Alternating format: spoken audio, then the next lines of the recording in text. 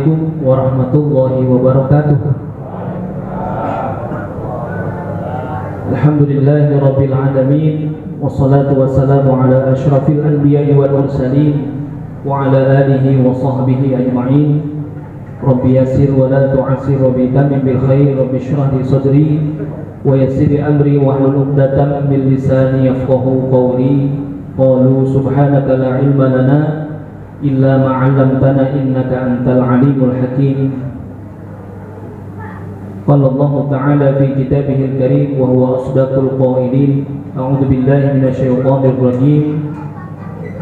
Laqad ja'akum rasulun min anfusikum azizun 'alaihi ma 'anittum harisun 'alaikum bil mu'minina raufur rahim.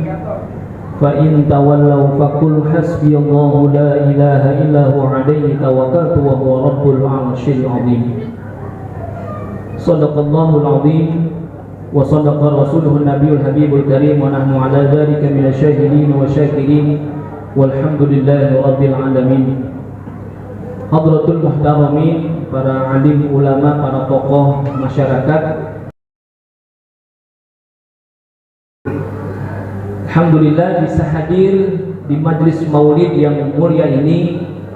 Mudah-mudahan semuanya kita yang hadir senantiasa bisa menjalankan syariat Nabi kita Muhammad sallallahu alaihi wasallam, dan nanti di yaumil qiyamah mendapatkan syafaatul uzma yang tidak lain hanya bisa kita dapatkan dari baginda Nabi besar kita Muhammad sallallahu alaihi wasallam. Hadirin jamaah sekalian yang saya hormati, saya muliakan, dan mudah-mudahan selalu dimuliakan oleh Allah Subhanahu wa taala. Dalam kitab Al-Barzanji ada sebutan yang luar biasa. Di sana dikatakan wa kana Rasulullah sallallahu alaihi wasallam syadidal haya'i wat tawadu', bahwasanya Nabi kita Muhammad sallallahu alaihi wasallam adalah orang yang paling punya rasa malu dan paling tinggi rasa tawaduknya. Ini berkenaan dengan tema kita pada kesempatan malam hari ini, berkenaan dengan adab yang luar biasa. Ini dicontohkan oleh Nabi kita Muhammad sallallahu alaihi wasallam. Ada satu cerita dalam riwayat yang menunjukkan bahwasanya adab Nabi kita Muhammad sallallahu alaihi wasallam ditunjukkan kepada para sahabatnya, padahal Nabi adalah sayyidul anbiya wal mursalin. Luar biasa, Nabi adalah sayyidul anbiya wal mursalin, tapi Rasulullah tidak menunjukkan dirinya pribadinya sebagai sayyidul anbiya wal mursalin. Ini satu ketika Rasulullah sallallahu alaihi wasallam, karena Nabi itu adalah orang yang paling luar biasa ketika berhubungan dengan apa yang menjadi kebutuhan beliau sehari-hari. Jadi Rasulullah itu ketika punya kebutuhan, Rasulullah memenuhi kebutuhannya itu sendiri tanpa melalui pertolongan orang lain. Ini satu ketika Nabi didapati oleh sahabatnya, yakni Abi Hurairah radhiyallahu an. Nabi itu sedang belanja di pasar. Ini luar biasa ya. Kita orang laki kadang-kadang malu juga ya kalau belanja gitu. Ya minimal apa yang kita beli di warung saja kadang-kadang kita nyuruh anak kita. Itu Rasulullah sallallahu alaihi wasallam punya kebiasaan, apabila ingin memenuhi kebutuhannya, Rasulullah berangkat sendiri ke pasar. Nah, ketika di pasar, Rasulullah bertemu dengan Abu Hurairah radhiyallahu anhu. Yang namanya sahabat Nabi, Abu Hurairah ini ketika melihat Rasulullah SAW belanja, lalu membawa belanjaannya sendiri, ini sahabat melihat ketakzimannya kepada Nabi kita Muhammad SAW, ingin sekali membantu Rasulullah SAW. Ya, mungkin begitu juga kita. Kita ketemu guru kita ketemu orang tua kita di mana-mana sedang membawa sesuatu. Ya, kalau dalam tradisi pesantren biasanya ada santri yang bawain sandalnya kiai, ada yang bawain bantalnya kiai, ada yang bawain surbannya kiai. Bahkan ada santri yang senantiasa untuk istiqomah membawa kiai kemanapun kiai pergi. Luar biasa. Saya dapat cerita mantan Menteri Agama kita, Pak Lukman Hakim Saifuddin, waktu di Gontor, beliau setiap hari kerjaannya nyupirin kiai. Beliau cerita waktu di pondok ngajinya biasa aja, tapi setiap hari kemanapun kiai pergi, beliau yang nyupirin, sehingga dapat keberkahan kiai, katanya jadi Menteri Agama. Kata beliau, bagaimana kalau sampai saya ngaji saya bisa jadi presiden, katanya. Luar biasa itu keberkahan kiai. Nah, ini sahabat Nabi juga luar biasa karena melihat sosok Nabi kita Muhammad SAW belanja di pasar, bawa sendiri itu belanja, sehingga Abu Hurairah mendekati Rasulullah SAW untuk membantu apa yang dibawa oleh Rasulullah. Tapi apa? Ditolak oleh Nabi kita Muhammad SAW karena ketawaduannya. Bahwasanya Nabi menganggap orang yang paling berhak dengan apa yang dibawa adalah dia yang bawa sendiri. Nabi tidak gila hormat, Nabi tidak ingin dieluk-elukan dengan berlebihan. Berbeda dengan kita, kadang-kadang kita ada pejabat hampir tibang handphone aja dibawain, tuh luar biasa. Handphone sebegitu entengnya dibawain, itu luar biasa. Nabi seberat belanjaannya itu luar biasa, tidak pernah Nabi meminta tolong untuk dibawain. Karena apa? Ketawaduan Nabi kita Muhammad SAW langsung dicontohkan.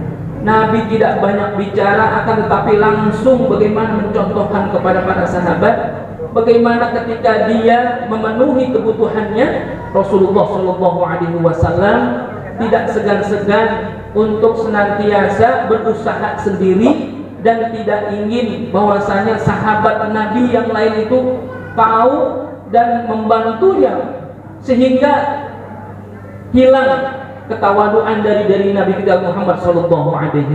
Ini luar biasa, pelajaran yang luar biasa untuk kita, bagaimana ketika kita mencontoh akhlak Nabi kita Muhammad SAW. Yang kedua, ketika disebutkan Rasulullah itu syadidat tawadu, Rasulullah itu luar biasanya tawadunya. Nabi ketika bertemu sahabat, belum pernah Nabi itu terbelakang dalam mengucapkan salam. Kalau dalam hadis yang lain kan Rasulullah mengingatkan ketika orang bertemu mengucapkan salam, utamanya adalah yang sedikit kepada yang banyak, lalu yang berkendaraan kepada yang jalan kaki, lalu yang muda kepada yang tua, yang pangkatnya lebih rendah kepada yang pangkatnya lebih tinggi. Ini yang ketika Rasulullah sebutkan dalam hadis yang lain. Tapi pada prakteknya Rasulullah SAW senantiasa memulai salam kepada para sahabat, siapapun dia atau apapun keadaannya. Ada sahabat Nabi yang datang dengan kendaraannya, bahkan Rasulullah padahal ketika itu dalam keadaan berjalan kaki, tetap Rasulullah SAW memulai untuk mengucapkan salam. Ini luar biasa. Kadang-kadang ini sudah banyak bergeser, ya. Sudah banyak bergeser di antara kita ketika bicara tentang adab memulai salam. Rasulullah mencontohkan dengan luar biasa bagaimana ucapan salam itu bukan hanya sekedar ucapan, akan tetapi doa yang luar biasa terkandung dalam salam itu sendiri. Ya, kadang-kadang ya kita sekarang memang sudah banyak krisis, ya. Krisis apa nih? Krisis ketika kita tidak punya teladan. Anak-anak kita sudah banyak krisis keteladanan. Siapa yang bakal mereka contoh? Siapa yang bakal mereka ikuti? Ini luar biasanya anak-anak kita sudah mulai kehilangan krisis keteladanan. Bahkan anak kita tidak mengambil teladan kepada orang tuanya sendiri. Ini mohon maaf, saya banyak tanya, ya banyak ngobrol, karena rumah saya itu banyak dilewatin sama anak-anak tuh. Ya karena rumah saya dikata komplek, ya kampung dikata kampung, masuknya lewat komplek. Jadi memang ketika anak-anak dari atas, dari RT 3, dari RT 4, dari RT 5 pengen main ke bawah, ke Sepekani, lewatnya rumah saya. Ketika dia lewat, ada omongan yang luar biasa. Anak-anak kecil omongannya itu udah keluar kata-kata yang tidak baik. Kita dengarnya kagak enak bener. Ya saya ajak ngomong, kamu di mana rumahnya? Rumahnya di atas, di RT 4. Anak siapa? Anak. Ya Allah, ngomongnya jangan kayak gitu. Nggak bagus omongan kayak gitu.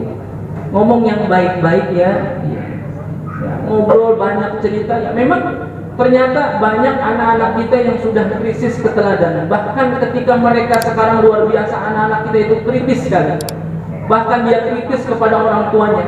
Saya pernah dengar orang tuanya ngajak anaknya itu untuk sholat. Hai nak, ayo kita sholat. Nak jangan lupa sholat. Nak jangan lupa ngaji. Bahkan anaknya sendiri protes kepada orang tuanya. Bapak nih, saya mulu disuruh ngaji, disuruh sholat, bapak mancing mulu. Saya dengar sendiri tuh, ya Allah, itu kan nggak enak. Krisis keteladanan. Dan ketika yang menjadi teladan adalah yang paling dekat di rumah adalah orang tuanya, itu anak sudah bisa berani ngomong begitu sama orang tuanya. Ini luar biasa. Jadi Rasulullah ketika memulai salam, memberikan salam kepada siapapun, yang muda, yang tua, yang berkendara, yang sedang duduk, baik itu dalam satu halaqah ataupun yang sendiri, Rasulullah senantiasa memulai salam dalam rangka apa? Mencontohkan kepada para sahabat bahwasanya memulai salam itu bagian nilai yang luar biasa di sisi Allah Subhanahu wa taala. Dan ini Rasulullah lakukan, kenapa? Karena saking tawadunya Nabi kita Muhammad sallallahu alaihi wasallam. Bahwasanya Nabi adalah Sayyidul Anbiya wal Mursalin, tapi tidak pernah merasa diri beliau itu lebih tinggi atau lebih utama daripada sahabat-sahabatnya yang lain. Rasulullah senantiasa melihat bahwasanya orang lain adalah khairan minni. Kata Nabi itu, mereka itu lebih baik daripada aku. Ini yang susah kita. Bahwasanya menyangka orang lain itu lebih baik daripada kita. Ini yang susah. Kadang-kadang kita merasa bahwasanya diri kita lebih baik. Saya nih ngomong di sini bukan lebih baik. Ini karena dapat kesempatan saja. Dan juga diizinkan oleh Allah, saya bisa ngomong di sini. Bukan berarti saya lebih baik. Pakai sorban begini, ini juga ngeri-ngeri ini pakai sorban begini. Kalau saya memang pakai sorban begini, ya ngikutin guru kita. Saya ingat banget dulu waktu ngaji sama Kiai Abdul Hakim, ya kalau sholat itu bagusnya pakai sorban. Banyak bab yang menyebutkan ketika orang sholat pakai sorban itu lebih bagus. Ya tadi karena emang pulang dari musola, sholat pakai sorban ya ke bawah terus dipakai. Selebihnya mungkin ada manfaat yang lain. Tadi kemarin hujan, bakal apa? Nutup pala. Manfaatnya ada tuh luar biasa. Bakal nutupin pala. Jadi bukan ini sombong-sombongan pakai sorban, bukan. Ada manfaat yang lain. Hujan tutupin pala kan gitu. Dan juga apa? Keringetan. Kalau Ustaz Atik kemana-mana bos sampai saya kagak bakal ngelap keringet. Ntar giliran pulang kalau kagak dibawain plastik, lah ini bakal bungkus ini anggur, pisang. Kalau nggak diberkatin ya saya dong-dong sendiri dah. Menghilangkan panitia agak punya pikiran. Kode ya. Saya nggak pernah mikirin berkat sana. Panitia yang mikirin ya. Ini luar biasa. Rasulullah contohkan itu ketawaduan yang luar biasa. Yang ketiga, kata panitia dikit-dikit aja emang ada 3, ada 4 guru. Yang ketiga ini luar biasanya. Ini terjadi ketika Rasulullah SAW melakukan sebuah perjalanan bersama sahabat terdekatnya, yaitu Abu Bakar Siddiq. Jadi kan luar biasa ya perjalanan yang dilakukan oleh Nabi kita. Ketika dalam perjalanan jangan disamain sama perjalanan kita sekarang. Kalau perjalanan kita sekarang, apalagi kita iklimnya tropis, ya, udah gitu tersedia fasilitas yang luar biasa, mau kemana-mana enak, gampang, ya. Kagak punya motor, nggak punya mobil, tinggal ada aplikasi pesen bisa nyampe, diantar sampai tujuan, enak, walaupun panas nggak panas. Ini luar biasa. Makanya kita mesti banyak-banyak bersyukur. Ini luar biasanya kita banyak hal-hal yang terjadi di masyarakat kita, masalah-masalah yang terjadi di masyarakat kita karena kurangnya bersyukur kita kepada Allah Subhanahu wa taala. Ini mohon maaf hadirin jamaah sekalian, karena memang saya sari-sarinya juga sebagai penyuluh agama di Kota Depok, khususnya di Kecamatan Cinere, penyuluh agama. Dan ini bicara tentang bagaimana kita bersyukur. Ini akhir-akhir ini, bahkan kemarin data yang saya dapatkan di pengadilan agama 3 minggu yang lalu itu, angka perceraian di Kota Depok sampai 2123 perceraian. Rentan waktu 3 bulan, bayangin. 3 bulan ada 2123 perceraian, berarti janda ada berapa? Itu luar biasa, rentan waktu 3 bulan. Bayangin kalau setahun berapa. Nah, kita bikin pemetaan nih. Kami penyuluh agama bikin pemetaan dari tingkat kelurahan, kecamatan sampai tingkat kota. Karena penyuluh agama di tingkat kota itu seluruhnya jumlahnya ada 99, termasuk di dalamnya saya dari 11 kecamatan. Kita bikin pemetaan. Ini luar biasanya, angka perceraian yang terjadi di Kota Depok itu termasuk yang ketiga terbesar di Indonesia. Dan ketika dipetakan itu angka perceraian, ini yang luar biasanya, ini dia dapati satu kasus yang lucu. Lucunya ya karena apa? Bicara tentang syukurnya kita kepada Allah Subhanahu wa taala. Apa? Jadi kemarin itu terjadi perceraian antara suami istri padahal sudah dimediasi. Ya kan? Ini harus mediasi dulu ya, sebelum terjadi perceraian kita mediasi dulu. Ketika kita mediasi, banyak ngobrol dengan kedua pihak, ternyata masalah yang diangkat bisa jadi sepele, bisa jadi masalah itu berat. Relatif, bisa jadi sepele itu terjadi kepada orang lain, bisa jadi itu berat kalau terjadi kepada orang lain. Apa masalahnya? Ini perceraian dua muda-mudi yang notabene pasangannya belum terlalu tua, pasangan-pasangan muda, tapi udah punya keturunan. Ini jadi bikin kita ketawa. Karena apa? Perceraian disebabkan oleh Yamaha NMAX. Ada apa dengan Yamaha NMAX? Kita teliti, ditanya ini kenapa? Bahwasanya ada tuntutan cerai dari istri kepada suami. Jadi begini Pak, tetangga saya beli NMAX baru, ini istri saya minta dibeliin NMAX karena sari-sarinya dia pakai Yamaha Mio. Ngelihat tetangganya punya NMAX, dia minta NMAX sampai kegoseran di tanah. Apapun yang terjadi, pokoknya dia harus dibeliin NMAX. Kalau kagak, dia jatuh ke pengadilan. Ini luar biasa. Ini terjadi Pak. Ini fakta, bukan saya bohong, ini fakta. Artinya apa? Ada tuntutan ekonomi yang luar biasa yang dituntut oleh sang istri kepada suami sehingga jatuh cerai. Ya Allah, saya bilangin Bu, ini bicara tentang ekonomi, jangan terus dijadikan alat untuk bisa menuntut suami untuk cerai. Syukurin aja. Naik motor juga syukur, enakan naik motor kan? Kalau hujan kita kagak kepanasan, Kalau panas kita nggak kehujanan tuh, kalau naik motor kan begitu. Syukurin kita. Tapi nggak tetap. Nah, ternyata ya berhubungan dengan NMAX, lalu dia apa? Dihubung-hubungkan dengan masalah-masalah yang lain, ya sehingga ya nggak bisa dibendung. Ya jatuh cerai. Ini luar biasa nih. Kalau kita teliti di Depok, ternyata angka perceraian itu lucu semua. Rata-rata ada permasalahan-permasalahan yang bisa jadi kita anggap sepele, tapi dibesar-besarkan lalu terjadilah perceraian. Ini luar biasa. Karena kurang syukurnya kita kepada Allah Subhanahu wa taala. Rasulullah ketika melakukan perjalanan dengan Abu Bakar naik onta tuh.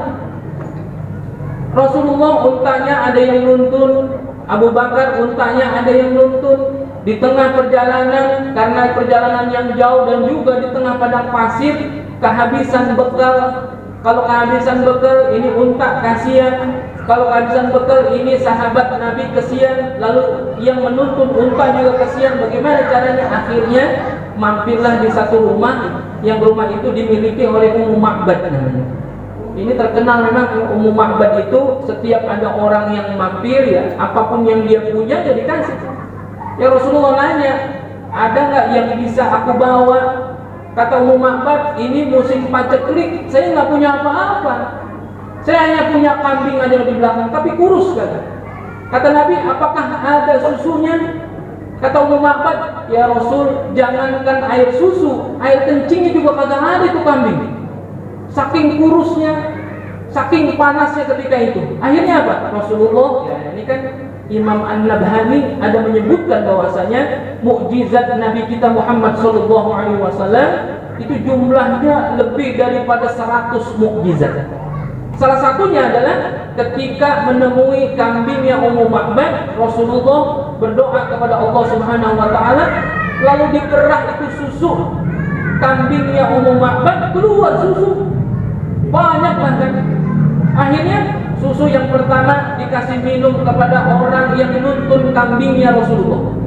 Susu yang kedua dikasih minum kepada orang yang nuntun kambingnya Abu Bakar. Susu yang ketiga dikasih kepada Abu Bakar. Baru yang terakhir Rasulullah minum itu susu. Lalu Ummu Ma'bad heran, ya Rasulullah, engkau kan Nabi dan Rasul, udah gitu engkau yang memerah itu susu,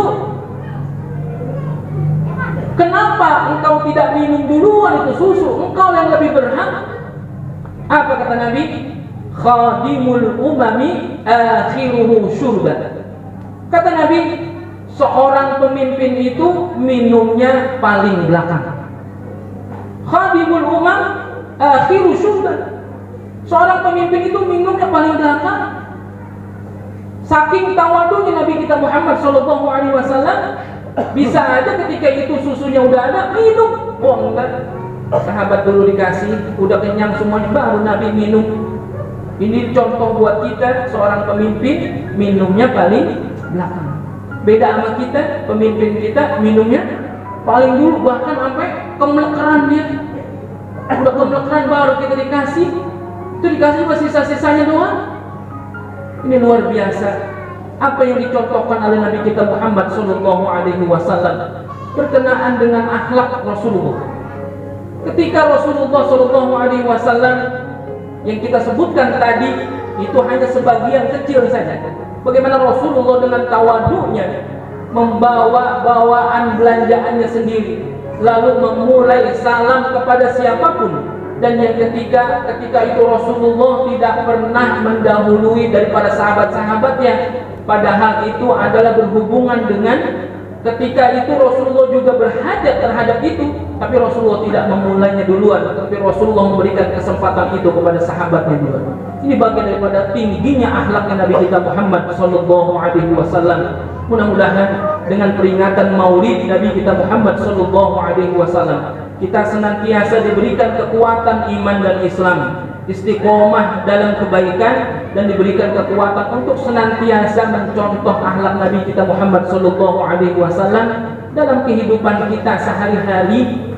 Minimal kita contoh akhlak Nabi kita dari hal yang terkecil dulu deh.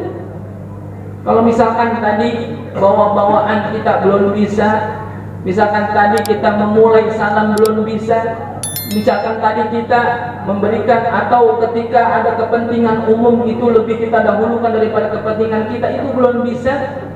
Yang ada di hadapan kita aja kan dulu apa? Makan, minum pakai tangan kanan. Ini kan kecil, sepele. Kadang-kadang kita masih ada aja tuh yang kelihatan orang makan dan minum pakai tangan kiri. Padahal kata Nabi, orang yang makan dan minum dengan tangan kiri sama seperti apa? Syaitan. Makanya hadirin jamaah sekalian, kalau belum pernah melihat syaitan, lalu ada orang makan atau minum pakai tangan kiri, itu apa? Syaitan. Kasih tahu, no setan, setan. Gitu. Sepele kan? Tapi luar biasa. Al-Maghfurlah, Profesor Dr. Ali Muhammad Mustafa Yakub, ya, beliau itu pernah hadir ke satu acara. Dalam satu acara ada penceramah. Penceramahnya punya tema yang luar biasa. Luar biasa retorika yang beliau sampaikan. Sampai Profesor Ali Mustafa Yakub begitu takjub dengan ceramah yang disampaikan oleh si penceramah. Sampai selesai duduk, lalu si penceramah minum pakai tangan kiri. Ya, beliau berdiri, apa bilang beliau? Saya tidak percaya dengan apa yang kamu sampaikan tadi. Itu semuanya bohong. Bagaimana mungkin engkau bisa bicara tentang akhlak Nabi, tapi engkau tidak mencontoh akhlak Nabi? Ditinggal pulang sama beliau. Padahal perkaranya urusan timbang minum doang dengan tangan kiri. Mudah-mudahan kita semuanya diberikan kekuatan oleh Allah Subhanahu wa Ta'ala.